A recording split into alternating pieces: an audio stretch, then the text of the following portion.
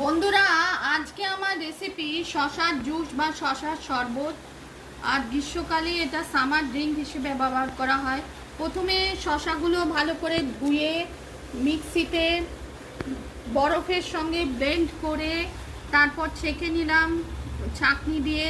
তার সঙ্গে একটু জল দিলাম, তারপর ভাজা নুন মিষ্টি দিলাম, পুদিনা পাতা, লেবু দিলাম, ভাজা জিরে গুঁড়ো, গোলমরিচ গুঁড়ো, চাট মশলা আর শশার জুসের সঙ্গে একটু জল দিলাম, বরফ দিলাম, দিয়ে তৈরি করলাম শশার জুস।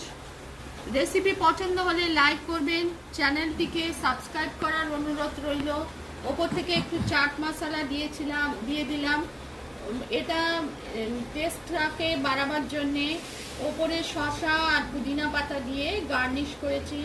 রেসিপি পছন্দ হলে লাইক করবেন, চ্যানেলটিকে সাবস্ক্রাইব করার অনুরোধ রইল। শসা